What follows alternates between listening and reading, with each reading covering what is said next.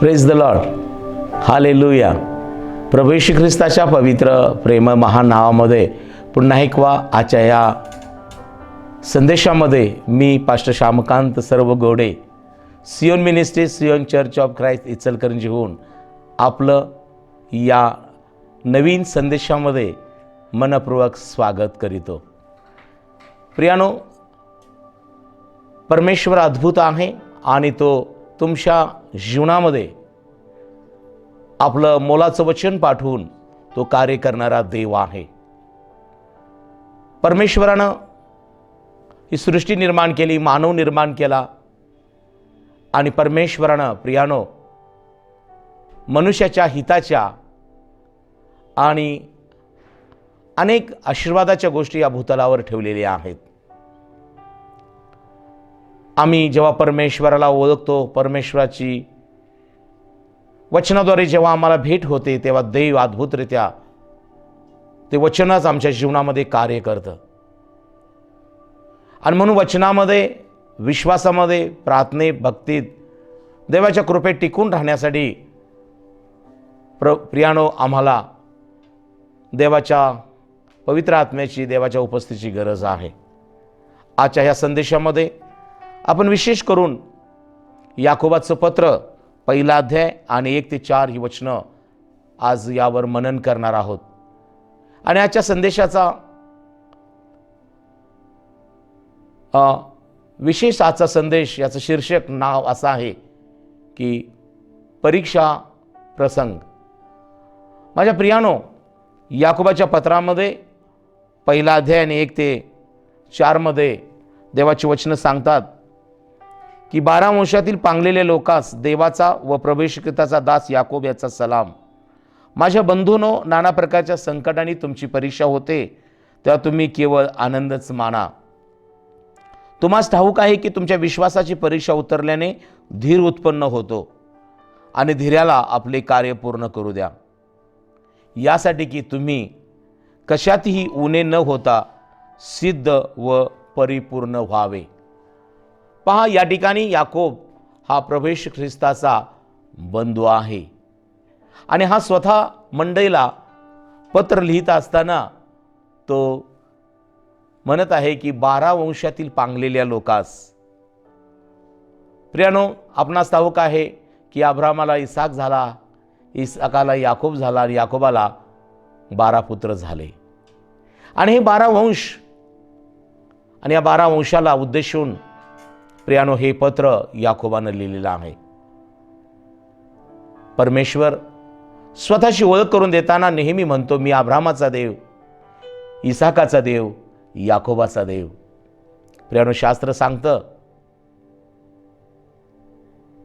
की प्रभू येशू ख्रिस्त काल, आज आणि युगानुयुग सारखाच आहे. तो न बदलणारा देव आहे. ज्या देवानं सृष्टी निर्माण केली तो परमेश्वर, ज्या परमेश्वरानं तुम्हाला आपल्या प्रतिरूपाचं बनवलं तो देव. प्रियानो, अब्रामाच्या द्वारे प्रियानो या जगामध्ये परमेश्वरानं अद्भुत कार्य केलं. आणि म्हणून हा याकोब या पत्रामध्ये लिहित असताना तो या 12 वंशाला उद्देशून एक पत्र लिहितो आणि त्याच्यामध्ये विशेष या पत्राची सुरुवात एका उत्तम उपदेशानं तो करत आहे. आणि हा उपदेश काय आहे तर प्रियानो परीक्षेविषयी आहे.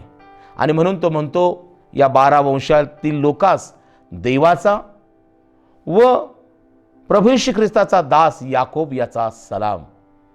तो स्वतःला देवाचा आणि ख्रिस्ताचा दास असं स्वतःला तो संबोधित आहे.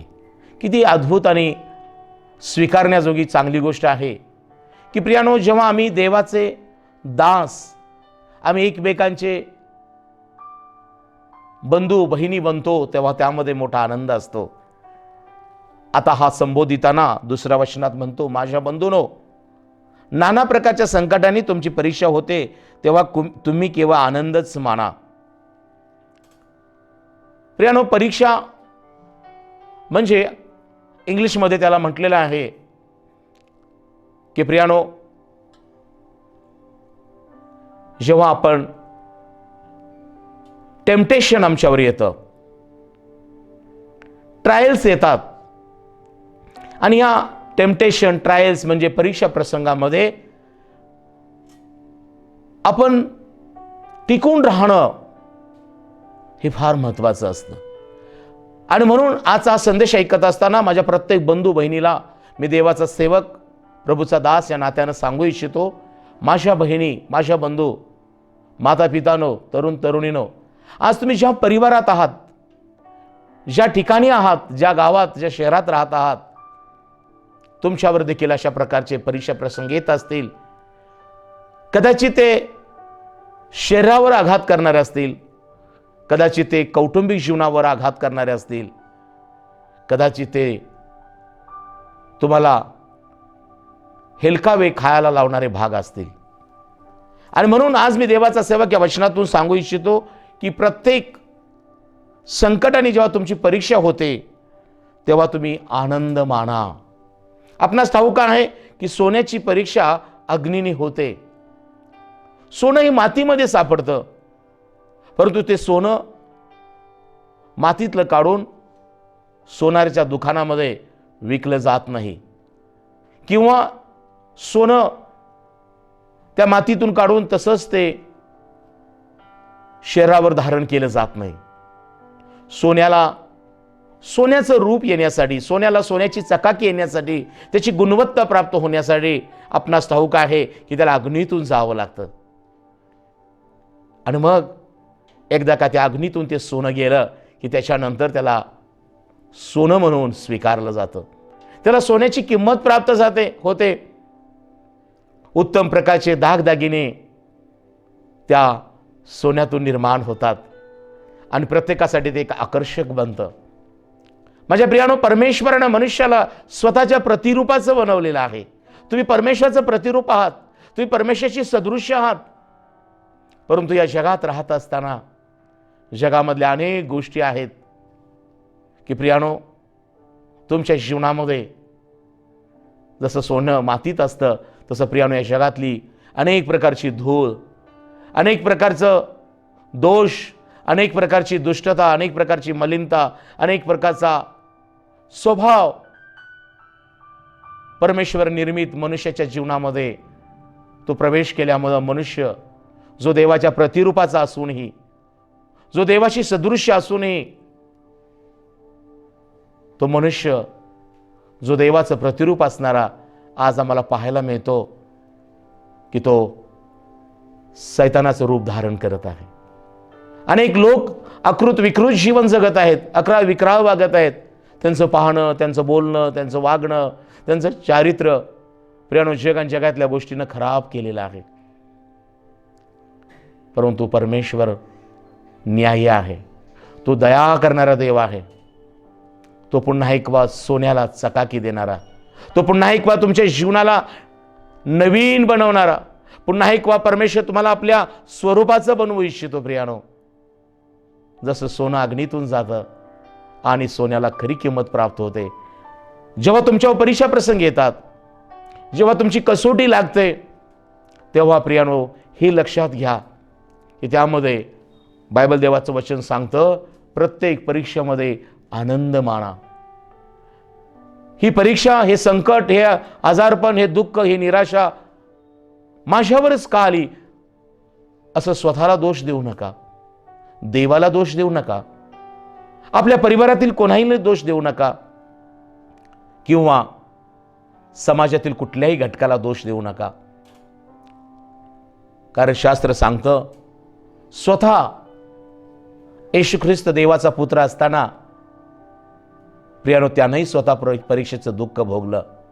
सैतानानं येशूची देखील परीक्षा घेतली, त्याला रानात नेलं.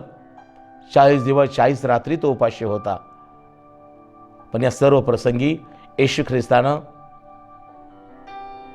प्रियानो देवाची परीक्षा घेतली, देवाला परीक्षेत घातलं नाही, देवाला दोष दिला नाही. प्रियानो, त्या सैतानाला सांगितलं, जेव्हा पहिली परीक्षा त्याची होती की धोंड्याच्या भाकरी कराव्यास लाव, तर प्रभू येशू त्या सैतानाला म्हणाले, सैताना, मनुष्य केवळ भाकरीने नव्हे तर देवाच्या मुखातून निघणाऱ्या प्रत्येक वचनाने जगेल. पहा प्रियानो, येशू ख्रिस्तानं स्वतः सैतानाला वचनातून धमकावलं. दुसरी त्याच्यावर परीक्षा प्रसंग होती, तू वरून खाली उडी मार, कारण शास्त्रात लिहिलं आहे की परमेश्वर तुला तळहाती झेलेल. यावेळेला देखील येशू ख्रिस्तानं परमेश्वराची परीक्षा घेतली नाही. तो म्हणतो तसं लिहिलं आहे, मात्र मी देवाची परीक्षा घेणार नाही. शेवटी सैतानानं त्याला सांगितलं की सर्व तुला देतो, तू मला नमन कर. पुष्कळदा प्रियानो, आज जगातले लोक जगातल्या गोष्टी तुम्हाला वाखवण्यास, नमन करण्यास भाग पडत असतील, पण जीवनात तडजोड करू नका. कारण देवाचं वचन आहे, मी जो तुझा परमेश्वर मत समोर तुला कोणतेही अन्य देव नसोत. परमेश्वराची भक्ती कर, पूर्ण मनाने, पूर्ण जीवाने, पूर्ण शक्तीने देवाप्रीती कर. माझ्या प्रियानं, आजचा हा संदेश ऐकत असताना मी देवाचा दास सेवक तुम्हाला सांगू इच्छितो की परीक्षा येशू ख्रिस्तावर आली, पण येशू ख्रिस्तानं सैतानाला वचनानं हरवलं आणि देवदूताने येऊन येशूची सेवा केली. प्रियानो, आज तुम्हावर कोणते परीक्षा प्रसंग येत आहेत? तुम्हावर आलेला आजारपण कदाचित ही परीक्षा प्रसंग असेल, परंतु शास्त्र सांगतं, प्रभू म्हणतो, हा आजार तुझ्या मरणासाठी नाही, देवाच्या गौरवासाठी आहे. दारिद्र्य, माझ्या प्रियानो, दारिद्र्याला, गरिबीला घाबरू नका, कारण पाऊल करिंथकरच्या मंडळीत तो दुसरी करिंथ 8:9 मध्ये म्हणतो, प्रभू येशू ख्रिस्ताची कृपा आम्हाला ठाऊक आहे की ती आम्हाला काय करते. तो स्वतः धनवान असताना आम्हासाठी दरिद्री झाला, यासाठी की त्याच्या दारिद्र्यानं आम्ही धनवान व्हावं. प्रेरणा, आपला परमेश्वर दरिद्र्यास उकिरड्यावर उचलून अधिपतीच्या पंक्तीला बसवणारा परमेश्वर आहे. मात्र आम्ही परीक्षा प्रसंगात त्याच्या विश्वासात राहणं, परमेश्वराच्या विश्वासात राहणं, त्याच्यामध्ये आनंद मानणं, त्याच्या कृपेत राहणं, ही फार महत्त्वाची गोष्ट आहे. म्हणून पहिलं वचन हा याकोब लिहिताना मंडळीला म्हणतो, माझ्या बंधूनो, नाना प्रकारच्या संकटांनी तुमची परीक्षा होते, तेव्हा तुम्ही केवळ आनंदच माना. आज मी देवाचा दास तुम्हाला सांगत आहे की प्रियानो, शास्त्रात लिहिलेलं आहे, सोसवणार नाही इतकी परीक्षा देव घेत नाही प्रियानो. परंतु जी परीक्षा येते ती शारीरिक असेल, मानसिक असेल, आर्थिक असेल. परंतु आज मी देवाचा दास तुम्हाला सांगतो की ज्या अर्थी येशू ख्रिस्तानं स्वतः परीक्षेचं दुःख भोगलं, त्या अर्थी ज्यांची परीक्षा होते त्यांना सोडवावयास प्रभू येशू ख्रिस्त तुम्हासाठी समर्थ आहे. Praise the Lord. मात्र तुम्ही आनंद करा, मात्र तुम्ही स्वतःला दोष देऊ नका, देवाला दोष देऊ नका, घरातील एकमेकाला दोष देऊ नका. प्रत्येक परीक्षा प्रसंगात आनंद माना, कबूल करा की होय, या परीक्षेतून प्रभू मला सोडवेल, या आजारातून देव मला बाहेर काढेल, या गरिबीतून परमेश्वर मला बाहेर काढेल, ही मरणावस्थेतून देव मला जीवनावस्थेत नेईल. तुमच्या मुखाची कबुली तुम्हाला परीक्षेतून बाहेर काढते. प्रियानो, आपणास ठाऊक आहे की प्रियानो, पवित्र शास्त्रामध्ये योबाच्या पुस्तकामध्ये योब हा सात्विक, सरळ, देवाला भिवून वागणारा आणि पापापासून दूर राहणारा असा होता. सात्विक, सरळ, देवाला भिवून वागणारा आणि पापापासून दूर राहणारा असा होता. हे 4 सद्गुण त्याच्यामध्ये होते. पुष्कळदा आम्ही जेव्हा चांगलं बोलतो, चांगलं वागतो, चांगलं राहतो, तेव्हा प्रियानो सैतानाला ते आवडत नाही. पण काही असो प्रियानो, जेव्हा तुम्ही सात्विक, सरळ, देवाला भिवून वागता आणि पापापासून दूर राहता, तेव्हा परमेश्वर तुमची बाजू घेतो. योबाच्या बाबतीत असंच झालं. योबाचं पुस्तक 1 अध्याय आणि शास्त्रातल्या ऊस देशात एक पुरुष होता, त्याचे नाव योब असे होते. तो सात्विक व सरळ होता. तो देवाला भिवून वागे व पापापासून दूर राही. त्याला 7 पुत्र व 3 कन्या झाल्या. 7,000 मेंढरे, 3,000 उंट, बैलाच्या 500 जोड्या व 500 गाडी एवढे त्याचे धन होते. आणि त्याचा परिवार फार मोठा होता. असा तो पूर्व देशातल्या सर्व लोकात थोर होता. पहा, त्याचं आध्यात्मिक जीवन देवाच्या दृष्टीने योग्य होतं. त्याचं कौटुंबिक जीवन कसं आहे तर आम्ही पाहतो प्रियानो, त्याला 7 पुत्र आणि 3 कन्या आहेत.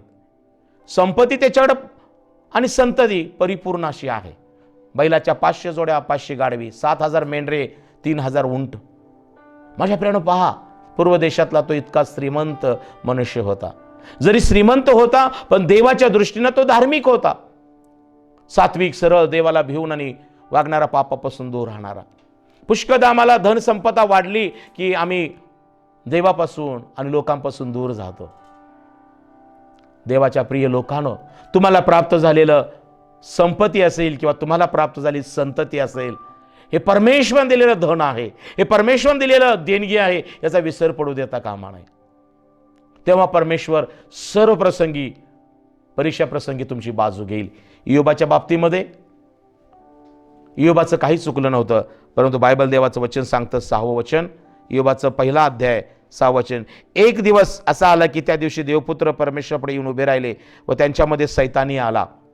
परमेश्वर सैतानाच म्हणाला, तो आता कुठून आलास? सैतानाने परमेश्वर उत्तर दिले की मी पृथ्वीवर इकडे तिकडे हिंडून फिरून आलो. परमेश्वर सैतानास विचारले, माझा सेवक इयोब याच्याकडे तुझे लक्ष गेले काय? भूतलावर त्याच्या तोडीचा सात्विक, सरळ, देवाला भिवून वागणारा व पापापासून दूर राहणारा असा दुसरा कोणी नाही. पहा, परमेश्वर देखील जाणून होता.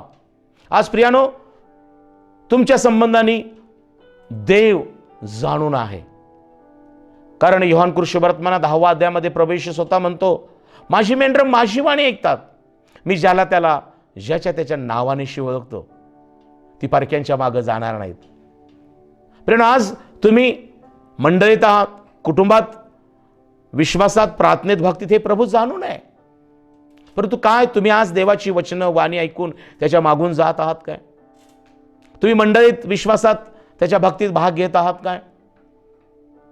तुम्ही सात्विक, सरळ, देवाला भिवून वागत आहात काय? पापापासून दूर राहत आहात काय? प्रियानो, बायबलमध्ये देवाचं वचन सांगतं की प्रियानो, पेत्रानं पत्रात आपल्याला लिहिलेलं आहे 5:7 मध्ये, 2 पेत्र 5:7 मध्ये, सैतान हा गर्जणाऱ्या सिंहासारखा आहे, तो कोणाला गिळावे हे शोधित फिरतो. म्हणून पेत्र म्हणतो, त्याच्या विरोधात विश्वासात दृढ उभे राहा. आता हा सैतान जेव्हा देवपुत्र परमेश्वरापुढे आलेले आहेत, सैतान पण त्यांच्यामध्ये येऊन थांबलेला आहे. तेव्हा स्वतः परमेश्वर इयोबाविषयी साक्ष देऊन म्हणतो, माझ्या इयोबाकडे तुझं लक्ष गेलं काय? तू कुठून आलास? तो म्हणतो, मी पृथ्वीवर हिंडून आणि फिरून आलो. सैतानाचं काम तेच आहे. माझ्या प्रियानो, परमेश्वराचे नेत्र आज या भूतलावर मानवाकडे लागलेले आहेत. जे सात्विक, सरळ आहे, देवाला भिवून वागतायत, पापापासून दूर, त्यांना परमेश्वर आर्थिकरित्याही सबल करत आहे आणि आत्मिकरित्याही परमेश्वर त्यांना सबल करत आहे. परंतु आपण सावध राहिलं पाहिजे. आम्ही आध्यात्मिक, आत्मिक जीवन जगत असताना सैतान पुष्कळ आम्हाला पतन करण्यासाठी तो प्रयत्न करत असतो. ज्या सैतानानं आदामाने हवेचं पतन केलं, त्यांना ते फळ दाखवलं आणि त्यांना तो मोह झाला, त्या परीक्षा प्रसंगात ते वाचले नाहीत. दिसण्यास मनोहर, शहाणपणाच्या प्राप्तीस इष्ट, खाण्यास स्वादिष्ट असं त्यांनी ते पाहिलं. त्यांनी स्पर्श केला आणि त्यांनी चव घेतली आणि प्रियानं ते त्यांनी खाल्लं आणि ते त्या परीक्षा प्रसंगात ते देवाची आज्ञा त्यांनी मोडली आणि मरण त्यांच्या जीवनामध्ये आलं. प्रियानो, सैतान हा लबाड आहे आणि लबाडाचा बाप आहे. आज तुम्ही कोणत्या पदावर आहात, आज तुम्ही कोणत्या प्रकारचं काम करत आहात, कोणती नोकरी, व्यवसाय, सावध राहा. परमेश्वर नेहमी तुमच्या बरोबर आहे. देवाचं वचन तुम्हाबरोबर आहे, देवाचा पवित्र आत्मा तुम्हाबरोबर आहे. मात्र त्याच वेळेला ज्या परमेश्वराने तुम्हाला आशीर्वाद दिलेला आहे, त्याच परमेश्वराने तुम्हाला आज्ञा पण दिलेली आहे, ही विसरू नका. जेव्हा आम्ही आज्ञा पाळतो तेव्हा आम्ही आशीर्वादित होतो आणि आमचं आयुष्य आणि आमचं धन वाढतं. परंतु जेव्हा आमचं धन वाढू लागतं, आमचं आयुष्य वाढू लागतं, तेव्हा आम्ही जर देवाच्या आज्ञेला विसर पडला आणि सैतानाला आम्ही जर वाव दिला, तर प्रियानो, आम्हाला प्राप्त झालेलं आरोग्य असेल, आयुष्य असेल, ते पतन होतं. जेव्हा आदाम आणि हवावर परीक्षा प्रसंग आला, त्यांचं पतन झालं, ते नग्न झालेत आणि मरणानं त्यांच्यात प्रवेश केला. तो सैतान इयोबाला या ठिकाणी फसवण्यासाठी देवाजवळ आलेला आहे. परंतु परमेश्वर त्याला म्हणतो, त्याच्यासारखा सात्विक, सरळ, देवाला भिवून वागणारा, पापापासून दूर राहणारा दुसरा कोणी नाही. पहा, खुद्द परमेश्वर इयोबाविषयी साक्ष देत आहे. आज माझ्या बहीण भावानो, तुमच्याविषयी लोकांची साक्ष कशी आहे? घरातील लोकांची साक्ष कशी आहे? स्त्रियानो, तुमच्याविषयी आपला नवरा समाधानी आहे काय? पुरुषानो, तुमच्या स्त्रिया, तुमच्याविषयी तुमची पत्नी, आई वडील चांगली साक्ष देत आहेत काय? मुलांनो, समाजामध्ये एक तरुण तरुणी म्हणून राहत असताना आज समाज तुमच्या बाजूने चांगली साक्ष देत आहे काय? सावध राहा. माझ्या प्रियानं, कुसंगतीनं नीती बिघडते, कुसंगत सैतानापासून आहे. आणि म्हणून आजचा संदेश ऐकत असताना पहिली महत्वाची गोष्ट की प्रियानो, परीक्षा प्रसंग. याकोब म्हणतो, नाना प्रकारच्या संकटांनी तुमची परीक्षा होते तेव्हा आनंदच माना. या ठिकाणी सैतानाने योबाला पाडण्याचा प्रयत्न केलेला आहे, परंतु परमेश्वर त्याला म्हणतो, काय म्हणतो की हा माझा योब आहे. तेव्हा तो काय म्हणतो, 9व्या वर्षात सैतानाने परमेश्वर उत्तर दिले की योब देवाचे भय काय फुकट बाळगतो, तो त्याचे घर व त्याचे सर्वस्व याभोवती तू कुंपण घातले आहे ना, तू त्याच्या हातास यश दिले आहे ना, व देशात त्याचे धन वृद्धी पावत आहे ना, तू आपला हात पुढे करून त्याच्या सर्वस्वास लावून तर पहा, म्हणजे तो तुझ्या तोंडावर तुझा अव्वेर करील. प्रियानो, परीक्षा प्रसंग हे तिघांकडून येतात. एक, कधी कधी आमची परीक्षा देवाकडून होते, देव आम्हाला आमची परीक्षा घेत असतो. दुसरी गोष्ट, सैतान आमची परीक्षा घेतो. आणि तिसरी गोष्ट, ज्या लोकांमध्ये आम्ही राहतो ते लोक देखील आम्हाला आमच्या परीक्षा घेतात. म्हणून आज मी देवाचा सेवक या संदेशातून तुम्हाला सावध करत आहे, बोध करत आहे. परमेश्वराचं वचन आज तुम्हाकडे आलेलं आहे की प्रियानो, सैतान हा गर्जणाऱ्या सिंहासारखा आहे. तो कोणाला गिळावे शोधित फिरतो. त्यानं आदाम आणि हव्वेचं पतन केलं, त्यानं योबाचं पतन करण्यासाठी तो परमेश्वराच्या समोर आलेला आहे. तो परमेश्वराला चेतावत आहे. आणि तो स्वतः जेव्हा देव त्याच्यावेळी साक्ष देतो तेव्हा तो म्हणतो, हे परमेश्वरा, तू योब, त्याचं घर, त्याचं सर्वस्व याभोवती कुंपण घातलेलं आहेस, तू त्याच्या सर्वस्व हात लावून तर पहा. प्रियानो, पहिल्यांदा योबाचं जे परीक्षा प्रसंग आलेला आहे आम्हाला पाहायला मिळतं की प्रियानो, आकाशातून अग्नी आला, वादळ, दोन्ही बाजूने वादळ आलेत आणि योबाचे 7 पुत्र 3 कन्यांचा नाश झाला. त्यांची ऊंट, बैल, गाढवे हे धन नाश पावलं. या सगळ्या गोष्टी परमेश्वरानं त्याची परीक्षा पाहण्यासाठी त्याच्यावरती हे आणलेले परीक्षा प्रसंग होते. परंतु शास्त्रात सांगतं 20 वचन, जेव्हा योबाला समजलं, काय समजलं, 13 वचन, एके दिवशी असलेले योबाचे पुत्र व कन्या आपल्या ज्येष्ठ बंधूच्या घरी भोजन करीत द्राक्षारस पित असता एका जासूदाने योबाकडे सांगितले. बैल नांगरीत होते, त्याच्याजवळ गाढवी चरत होते, तेव्हा शबाई लोक घाला घालून त्यास घेऊन गेले. त्यांनी तरवारच्या धारीने गड्यानं वधिले, तुला सांगावस मीच एकटा निभून आला आहे. इतक्यात दुसऱ्याने येऊन सांगितले, दैवी अग्नीचा वर्षाव झाला व त्याने मेंढरे व गडी जाळून भस्म केले. तो हे सांगत आहे. आणखी एकाने सांगितले, 3 टोळ्या करून उंटावर घातला व ते घेऊन गेले. त्यांनी तरवारीच्या धारेने गड्यास वधे, तुला सांगाव्यास मी एकटाच निभावून आला आहे. तो हे सांगत आहे. इतक्यात आणखी एकाने येऊन सांगितले, तुझे पुत्र व तुझ्या कन्या ही आपल्या ज्येष्ठ बंधूच्या घरी भोजन करीत वर द्राक्षारस पीत होती. तो रानाकडून आलेल्या प्रचंड वाऱ्याच्या सोसाट्याने त्या घराचे 4 कोपरे हादरले, त्यामुळे ते घर त्या तरुण मंडळी कोसळले आणि ती सगळे मरून गेली. पहा, यामध्ये दोष योबाचा नव्हता. त्याचे पुत्र आणि कन्या हे परमेश्वराचं भय धरत नव्हते, आई वडिलांचा आदर करत नव्हते, तर त्यांनी द्राक्षारस पिण्यात, मद्य पिण्यामध्ये वेळ घालवत होते. आणि यामुळं प्रियानो, सैतानानं परमेश्वराला चितावलं. आज तुमची मुलं काय करत आहेत? परमेश्वराच्या शास्त्रात तुम्ही वेळ घालवत आहात काय? पवित्र स्थानी येऊन शब्दात पाहत आहात काय? त्याच्या भक्तीमध्ये कुटुंब म्हणून तुम्ही सामील होत आहात काय? कारण शास्त्र सांगतं, खाणे व पिणे या देवाचं राज्य नाही, तर नीतिमत्व, शांती आणि पवित्र आत्म्याद्वारे मिळणारं जे सामर्थ्य आहे, पवित्र आत्म्याद्वारे मिळणारा आनंद आहे, त्याच्यामध्ये आहे. आज आपण या ठिकाणी पाहिलं प्रियानो, हा संदेश ऐकताना योबाचे पुत्र आणि कन्या खाण्यापिण्यात, द्राक्षारस पिण्यात ते दंग होते. आज या आपण मनन करूया, स्वतःचं परीक्षण करूया, आपल्या परिवाराविषयी सावध होऊया, आपल्या लेकरांविषयी सावध होऊया, स्वतःविषयी सावध व्हा. माझ्या प्रियानो, या मुलांच्यावरती हे जे परीक्षा प्रसंग आले प्रियानो, खरा हा परीक्षा प्रसंग त्याच्या बापावरती आला, योबावर. योब सात्विक, सरळ, देवाला भिवून वागणारा, पापापासून दूर राहणारा असा होता. मात्र मुलांच्या चुकीच्या वागण्यानं माझ्या प्रियानो, योबाची संतती आणि संपत्ती नाश पावलेले आहे. आज आम्हाला जगात पाहायला मिळतो प्रियानो, अनेक वाईट घटना घडत आहेत. त्याला कारण कुसंगत, याला कारण दुष्ट संगत आहे. आणि म्हणून जे परीक्षा प्रसंग या कुटुंबावर आले त्याला प्रियानो सैतान कारणीभूत आहे, पण ती मुलं तितकीच कारणीभूत आहे. योबाने काय केलं? 20 वचन, तेव्हा योबाने उठून आपला झगा पाडला, आपले डोके मुंडिले व भुईवर पालते पडून देवाला दंडवत घातले. तो म्हणाला, मी मातेच्या उदरातून नग्न आलो आणि तसाच जेथून नग्न आलो ते परत जावायचं आहे. परमेश्वराने दिले आणि परमेश्वर नेले. धन्य परमेश्वराचे नाम. Praise the Lord. त्यानं जगा पाडला, पश्चाताप केला. परमेश्वरानं जिथून आले तिथे परत जाईन. परमेश्वराने दिले आणि परमेश्वर नेले. धन्य परमेश्वराचे नाम. त्यानं परमेश्वरला दोष दिला नाही. बायबल सांगतं 22व्या वचनात, या सर्व प्रसंगात योबाच्या हातून पाप झाले नाही व अनुचित कृत्य केल्याचा आरोप त्याने देवावर केले नाही. Praise the Lord. आणि म्हणून आजचा संदेश आपण ऐकलेला आहात. याकोबानं पत्रात लिहिलेला आहे की बंधूंनो, नाना प्रकारच्या संकटाने तुमची परीक्षा होते तेव्हा तुम्ही काय केवळ आनंदच माना. योबाचे पुत्र आणि कन्या नाहीसे झाले, त्याची संपत्ती निघून गेली, पण बायबल सांगतं त्यानं परमेश्वराला दोष दिला नाही, त्यानं आनंद मानला.